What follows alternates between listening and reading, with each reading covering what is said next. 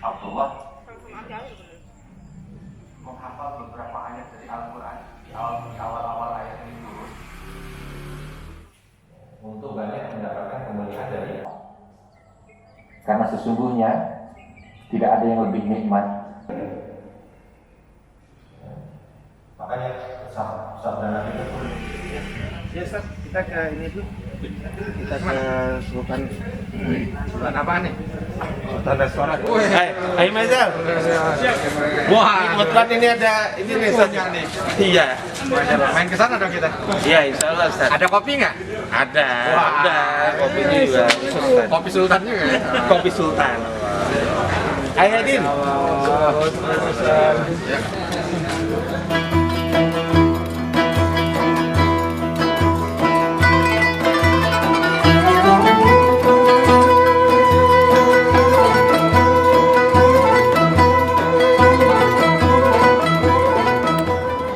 Masya Allah, kita udah kayak raja-raja nih ya, namanya ya, raja-raja Arab. Insya Allah megah nih Tad. Iya.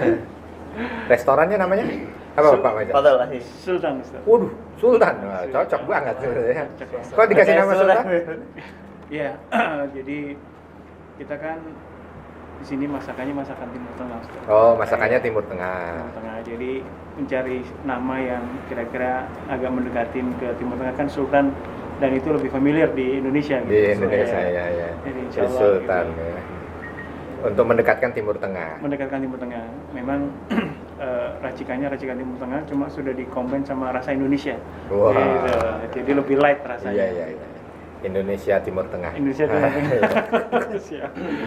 Iya, Masya Allah ya, Sultan. Tapi cuman itu saja alasannya, bukan karena ada keinginan lain kenapa dipakai nama Sultan.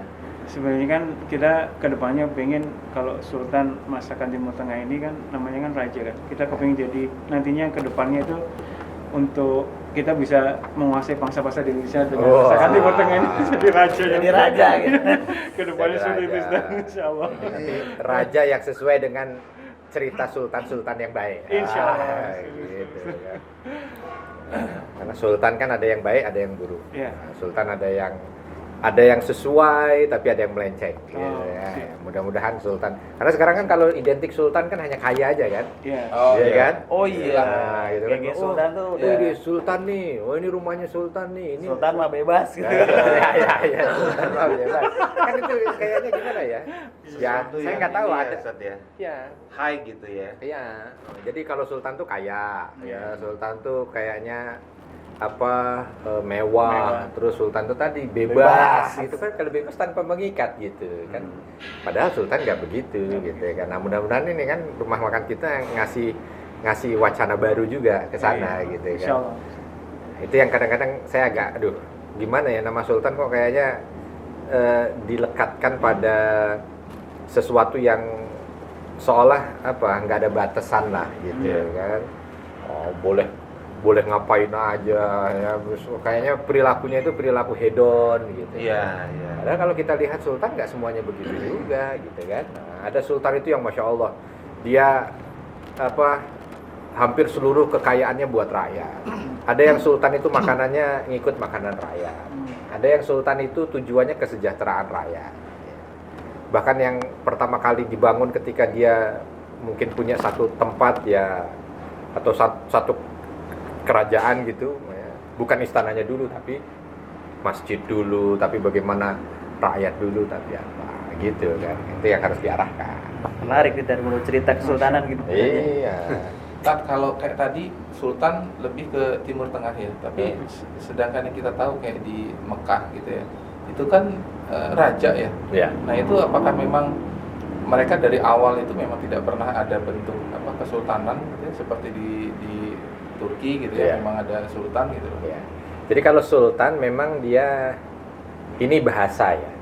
Artinya bahasa itu bukan merupakan ajaran agama gitu. Itu juga enggak. Jadi kayak kita kalau di Indonesia nyebutnya raja, prabu ya. Kalau di beberapa negara Eropa kaisar ya. Cina juga kaisar ya.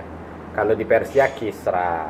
Nah, di dalam Islam itu ada istilah yang mungkin disematkan setelah khalifah setelah Amirul Mukminin itu dengan nama Sultan. Ya, seolah itu Sultan ini karena ketika khalifah itu sudah begitu besar dari timur ke barat, maka ada penguasa-penguasa, kalau bahasa kita kan gubernur ya.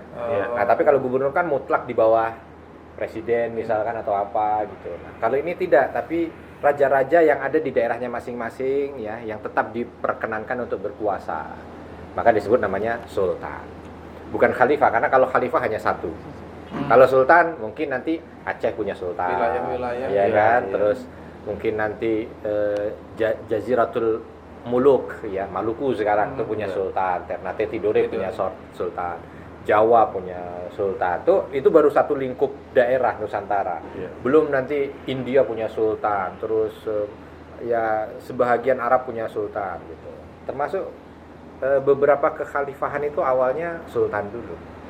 Sultan begitu dia sudah menguasai dan dianggap mampu untuk menguasai seluruhnya, maka disebutnya khalifah. Khalifah. Oh. Jadi kalau dari sisi Jangan lanjutkan dulu, minum dulu. Oh, iya. Berat nih bahasanya. Minumnya baba water dulu ini ya Allah. Kita tes dulu tadi. Bismillahirrahmanirrahim. nah ini ada ini nih, Tat. Ngomong-ngomong Timur Tengah nih ada bendera Palestina nih, Tat. Wah iya iya. 50%. Saya kira ada sultan. Oh. Iya. 50% untuk Palestina karena Untuk Palestina. Baba Water ini didirikan tujuannya bukan untuk sekedar buat yang punya kaya lah gitu ya. Jadi tujuannya memang untuk Palestina. Nah, yang punya jamaah-jamaah yang sudah pernah ke Palestina lalu melihat bagaimana kondisi Palestina, kalau cuma ngasih duit tiap bulan kayaknya kok hilang begitu aja. Akhirnya dibikin usaha Baba Water yang keuntungannya nanti buat Palestina. Makanya namanya juga Baba dipilih. Orang kan bingung kok namanya Baba ya. Bukan namanya kenapa nggak Sultan Water aja.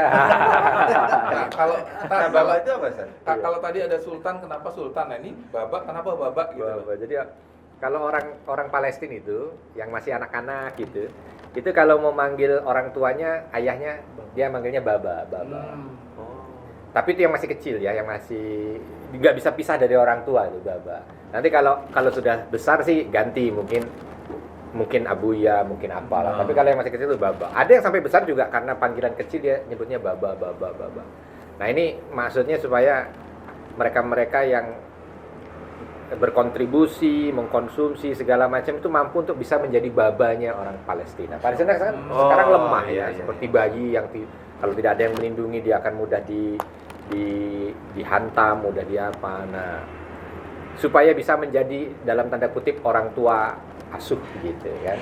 Karena dari sini kita gunakan untuk pendidikan mereka. Jadi kayak babanya gitu, kayak orang tuanya.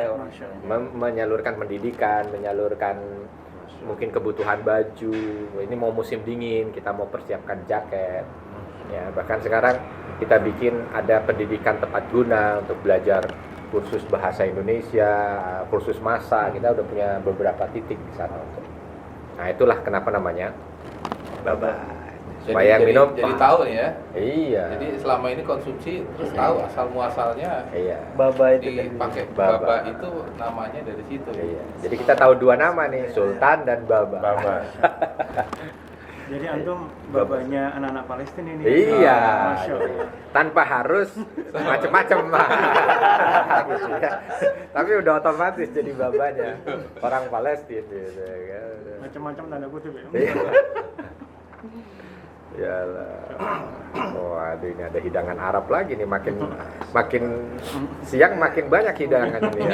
Ini apa, Om? Nah, pengen aja, anak agak ragu sebenarnya nih, pengen nanya tahu Ain pom apa? Faisal. Ini namanya falafel. Falafel. Wah, ini iya. Palestina banget itu. Kira kan. tahu pom.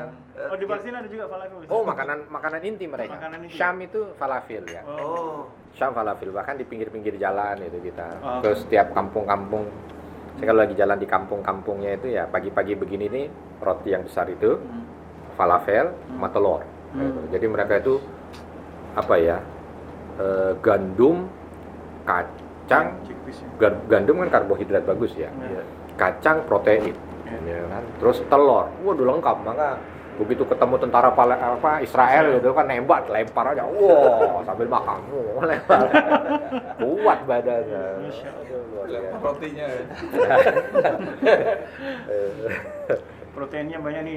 Nah, ini protein nih. Tapi Chickpeas, kenapa ya. ada ininya, jeruknya segala Biar ya? ada rasa-rasa segarnya. Oh. Oh. Kalau di sananya dia ada apa namanya? Ada tahinah namanya. Tahinah. Ada kacang yang di Kayak situ kan. Sausnya gitu. Saus kacang. Ya, saus tahina. Tapi pakai roti. Di sini ada juga kan? Apa namanya? Ada Hops. kups juga ada, tahina juga ada. Iya. Alhamdulillah. Balik ke topik. Kembali, Iya. kembali ke Sultan ini Balik ke Sultan. Sultan nih yang menarik. Sultan Sultan. nih, Sultan. Ya, supaya untuk meluruskan tadi yang saya ada sampaikan Sultan. itu gitu. Jadi jangan sampai Sultan itu seolah diarahkan untuk hal-hal kita nggak tahu dan kita nggak ngerasa, kadang-kadang jadi propaganda nggak baik gitu kan. Karena Oh, kan iya. banyak orang yang tidak suka dengan Islam secara garis kepemimpinan gitu ya. Dia anti terhadap kekhalifahan, anti terhadap kesultanan, anti gitu. Padahal kalau kita anti terhadap yang tadi, kita jadi anti terhadap sejarah Indonesia gitu. Karena sejarah Indonesia itu dimulai ketika penjajah datang ke sini itu ya 1500-an, itu semua Indonesia dari timur ke barat itu sudah merupakan kesultanan. Ya kan? Yang melawan penjajah itu sultan-sultan gitu. Para sultan itu yang menggerakkan. Ya tentu menggerakkan atas inisiasi dari sang khalifah kala itu. Ya kan, kalau kita lihat dari tahun itu berarti khalifahnya masih dinasti Bani Abbasiyah terakhir. Ya, tapi nanti sudah masuk mulai juga di dinasti Bani atau dinasti Turki Utsmani gitu kan. Nah, itu sudah mulai koordinasi antara kesultanan untuk bisa melawan penjajah. Jadi kalau bicara sultan atau orang yang tidak suka dengan kesultanan, tidak suka dengan kekhalifahan, ya sama dengan tidak suka dengan kesultanan, karena sama itu antara khalifah dan sultan, ya kan? Kalau dia tidak suka dengan kesultanan, ya berarti dia tidak suka dengan bangsa Indonesia yang awal berdiri cikal bakalnya itu, yang bahkan yang melakukan perjuangan perlawanan terhadap penjajah itu para sultan. Nah, terus juga berusaha untuk apa ya? Mengaburkan nilai-nilai kebaikan yang ada dalam sistem kepemerintahan Islam gitu. Karena Islam itu punya nilai yang Masya Allah ya. Bayangkan saja, tidak ada satu negara yang dibuka oleh Islam kecuali dia jadi makmur. Kan beda kalau yang ada dalam aneksasi, yang ada dalam penjajahan itu, yang dimasuki maka dia akan ditarik kekayaan yang ada di dalam kan, sumber dayanya apa segala macam, dan kita merasakan itu dieksploitasi, kita merasakan itu 350 tahun. Sampai sekarang. Tapi kalau Islam masuk ke satu negeri, itu langsung merubah negeri itu jadi negeri yang punya peradaban. Iya. Yang dibangun peradabannya. Yang dibangun peradaban, yang dibangun manusianya, nggak ada yang diambil. Contoh misalkan, Islam asalnya dari Madinah. Begitu Islam sudah membuka Persia, begitu Islam membuka Romawi, bukan berarti Madinah ini jadi lebih kaya, jadi lumbung kekayaan yang diambil dari sana. Enggak begitu. Kalau dulu kita dijajah Belanda nih, ya. Belandanya jadi kaya sampai bisa nguruk laut. Indonesia miskin. Gitu kan. Nah, inilah dia. Kalau itu tidak, Madinahnya biasa, tetap dalam kesederhanaannya. Tapi Syam, ya karena memang sana buminya yang kaya, apa segala macam, sana yang kaya. Ya. Jangan semuanya diambil ke pusat, daerah yang punya sesuatunya hilang gitu kan. Nah, inilah sistem Islam yang memeratakan. Dieksploitasi terus. Dieksploitasi. Makanya kan kalau sekarang kan nggak tahu kenapa sebabnya itu. Apalagi juga memang ya sistem kekhalifahan terakhir itu kan ada di Turki Utsmani. Iya. Turki Utsmani punya sejarah dengan penjajah cukup kental. Ya, sejak awal adanya agresi-agresi penjajah itu dimuarai dengan pertarungan melawan Turki Utsmani gitu ya. Makanya kenapa Spanyol, Portugis itu musuh utamanya dulu juga Turki Utsmani. Nah, mereka yang saat ini ya saatnya sedang memimpin gitu kan. Nah, dia tidak mau itu kalau kekuatan ini hilang. Gitu. Maka ya segala macam bentuk yang model begitu itu seolah dipatahkan dulu lah.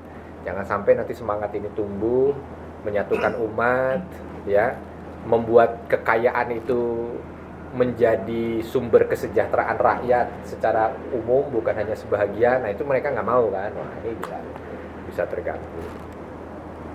Itu yang perlu kita.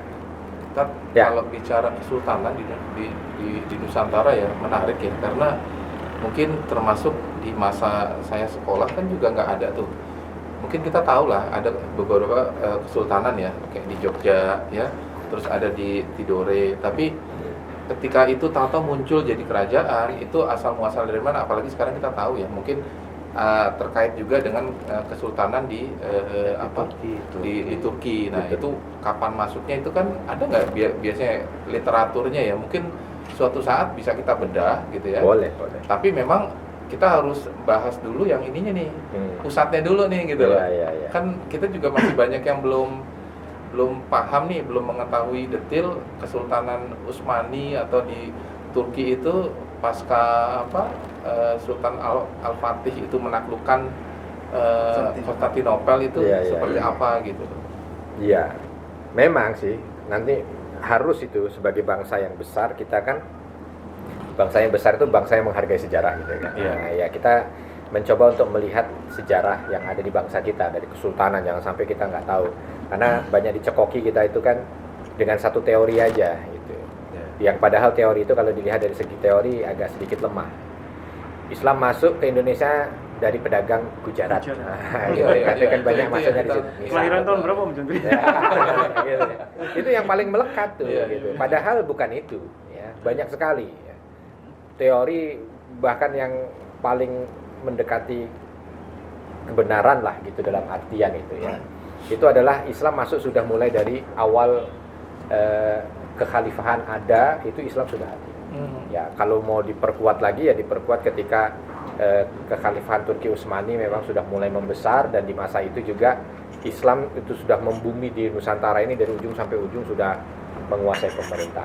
Nah, kalau bicara Turki Utsmani memang kita itu yang paling dikenal kalau di Indonesia ini Sultan Al-Fatih. Karena memang dalam sejarah perjuangan gitu ada 3 sultan yang dia itu menjadi simbol perlawanan atau simbol perjuangan. Satu, Sultan Salahuddin Al-Ayyubi, ya kan? Ini melawan tentara Salib, Salahuddin Al-Ayyubi. Lalu yang kedua, Sultan Saifuddin Qutuz namanya. Ini melawan, ini kalau Salahuddin Al-Ayyubi dari dinasti Ayyub, kalau Sultan Saifuddin Qutuz itu dari dinasti Mamalik. Ini yang melawan Mongolia. Nah, yang ketiga Sultan Al-Fatih, ya, yang merealisasikan hadis Nabi Shallallahu Alaihi Wasallam dengan membuka Konstantinopel. Maka tiga sultan ini menjadi cerita paling masyhur untuk didengar ketika bicara tentang sultan-sultan yang ada di era kekinian lah, bukan pada era sahabat, bukan pada era dinasti-dinasti Umayyah atau Abbasiyah. Nah, kalau Sultan Al-Fatih menjadi terkenal karena beliau itu yang merealisasikan hadis Nabi akan dibuka Konstantinopel. Sebaik-baik sultan adalah pada masanya dan sebaik-baik prajurit juga pada masanya. Nah, karena beliau merealisasikan itu maka beliau terkenal. Walaupun Konstantinopel itu dibuka dia 2 kali. Pembukaan pertama ya pembukaan yang dilakukan oleh Muhammad Al-Fatih. Dan Muhammad Al-Fatih ketika menaklukkan Konstantin itu memang sangat heroik ya. Bayangkan usianya 21 tahun. Masya Allah. Mana ya 21 tahun? Tahun kita lagi ngapain ya? Sekarang 20. Masih kuliah. 20 berapa? Semester pertama. Coba bayangkan 21 tahun. Cuman memang kalau kita lihat kan ayahandanya namanya Sultan Murad gitu ya. Ayahandanya itu Sultan Murad II itu memang beliau orang yang dekat dengan agama. Ini kalau kita mau ambil pelajaran lah gitu ya. Bahkan sampai beliau itu turun tahta hanya sekedar ingin mendalami agama. Ya. Beliau punya beberapa putra yang ada yang hidup gitu, karena sebahagian meninggal dunia kan, ada yang dibunuh, ada. Biasa dulu orang-orang ingin menghancurkan itu salah satunya dengan membunuh anak keturunan supaya tidak ada yang melanjutkan. Nah, Mehmed kala itu ya, Sultan Al-Fatih waktu masih kecil sudah dilatih oleh ayahnya juga untuk memimpin. Maka beliau di usia 11 tahun sudah jadi gubernur di Amasya namanya. Ada satu daerah namanya Amasya, jadi gubernur. Tapi 11 tahun beliau itu menjadi gubernur, bukan gubernur anak-anak yang disetir. Nah, itu juga Masya Allahnya gitu ya. Karena tadi ayahnya itu Sultan Murad II itu orang yang betul-betul dekat dengan agama, orang yang paham tentang agama. Maka Allah Subhanahu wa Ta'ala berikan hidayah juga buat dia gimana cara didik anak-anaknya. Yang agak yang luar biasa dari beliau ini ketika mendidik anaknya bukan dikirim para pasha yang bisa ngajarin perang, dikirim pasha yang bisa mengajarkan strategi pemerintahan, bukan ngajarin ekonomi, bukan, tapi dikirim guru-guru ngaji. Guru ngaji. Ya. Yang kala itu mungkin rada tabu ya. Gimana orang mau mimpin kok disuruh belajar ngaji, belajar agama, belajar apa. Tapi itu yang dipakai oleh Sultan Murad. Seolah ada adigung gitu. Sultan Murad ini, saya tidak mau menjadikan anak saya yang hanya sekedar bisa memimpin rakyatnya untuk hal dunia, tapi ingin memimpin rakyatnya dunia akhir. Maka yang dia dikirim tuh guru ya, Syekh Samsuddin, Syekh Muhammad, Syekh banyak, guru banyak sekali. Yang akhirnya mulai dari ini bukan dari ketika beliau diutus jadi gubernur, tidak, dari kecil. Jadi sudah biasa dilikungi oleh guru ngaji. Seolah Sultan Murad kala itu ya, Sultan Murad itu kan anaknya Sultan Mehmed, ya. Sultan Mehmed I, kakeknya Sultan Al-Fatih. Nah, Sultan Mehmed I itu adalah penyatu kembali Turki Utsmani yang sempat hancur ketika dipimpin oleh Sultan Bayazid. Ya, ada namanya Sultan Bayazid I, itu bapaknya Sultan Mehmed I, ya. Berarti itu buyutnya Sultan Muhammad Al-Fatih, itu kalah perang dengan Amir Timur. Ketika kalah perang dengan Amir Timur, akhirnya Turki Utsmani hancur. Nah, Sultan Mehmed belajar. Kala itu sedang terjadi perebutan kekuasaan yang hampir membuat Turki Utsmani itu hilang dari sejarah, nggak ada lagi. Tapi Sultan Mehmed ini, Mehmed kakeknya dari Sultan Al-Fatih ini, beliau belajar tentang pendirinya dulu. Ya, Sultan Osman kala itu ketika mendirikan ini pesan sama anaknya Orhan untuk supaya dekat dengan guru ngaji. Kamu kalau mau sukses mau apa, jangan andalkan pasukanmu, jangan andalkan kekuatan militermu, jangan andalkan. Memang kamu sekarang petarung, ya. Kan suku Turk, bangsa Turk itu terkenal petarung ya, yang nggak pernah dia datang kecuali menang. Kamu jangan andalkan itu, tapi jangan andalkan guru ngaji. Maka mulai dari situ tinggi. Nah, mulai setelahnya agak sedikit ketika sudah menjadi penguasa lupa dengan itu, akhirnya hancur. Nah, Sultan Mehmed ini dia ingat dengan itu, kakeknya Sultan Al-Fatih ini mencoba untuk menggiring ke arah sana. Sehingga dia punya anak juga yang kenal agama, yang jadi sultan, Sultan Murad yang bapaknya Sultan Al-Fatih gitu. Nah, Sultan Murad juga akhirnya begitu. Kalau kamu ingin, maka agama dulu.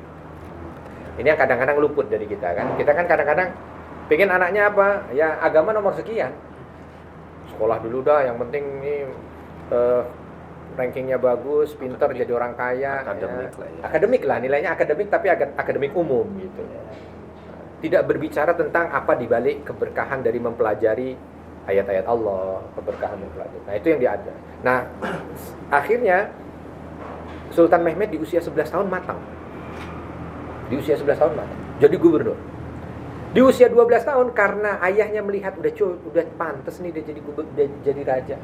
Kan ayahnya tadi udah nggak mau jadi raja, pengen segera turun tahta. Padahal undang-undang kala itu raja atau sultan turun tahta kalau meninggal.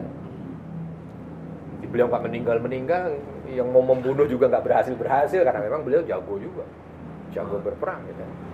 Akhirnya dia minta sama anaknya Al-Fatih ini, Mehmed, kamu yang jadi raja aja lah di usia 12 tahun. Bapak mau ngaji aja. Ini dia. Bapak mau ngaji aja. Nah, saya mudah-mudah pusing jadi raja. Nah, gitu. Akhirnya apa? Mehmed naik lah karena yang perintah titah dari sultan ya. Nah, di usia 12 tahun dilihat oleh negara sekitar yang memang lagi musuhin Turki Utsmani. Kerajaan-kerajaan Kristen yang ada di Eropa, ada Hongaria, ada Serbia, ada Wallachia. Wah, ini cocok nih, dipimpin sama anak-anak nih. Menyerang berarti dari Nyerang gitu kan, tapi ketika terjadi peperangan ya nggak menang dengan mudah juga gitu. Tapi Al-Fatih kala itu, atau Mehmed kala itu belum julukan Al-Fatih karena belum membuka Konstantinopel, juga kewalahan karena 12 tahun mimpin perang. Masya Allah. Belum lagi ada banyak pasha-pasha atau perdana-perdana menteri besar itu yang mencoba untuk cawe-cawe. Mencoba untuk ngarahkan, kamu begini, tapi Al-Fatih atau Mehmed yang usianya baru 12 tahun itu mampu untuk berdiri tegak karena di belakangnya banyak guru agama yang lebih dia pegang. Tapi dia kewalahan akhirnya bilang sama bapaknya, si Muhammad Al-Fatih ngirim surat. Siapa sultannya sekarang? Kalau sultannya engkau, maka engkau harus menjadi kesatria selamatkan negara. Program 5 tahun kerja pertamanya udah nomor 1 penaklukan Konstantinopel. Baik, para jamaah sekalian, para pemirsa, jangan lupa dukung channel kita, like, share, and subscribe supaya kita bisa berkembang lebih luas dan bisa mengisi materi-materi yang lebih relevan dengan para jamaah dan insya Allah memberi manfaat buat semua. Assalamualaikum warahmatullahi wabarakatuh. Waalaikumsalam warahmatullahi wabarakatuh.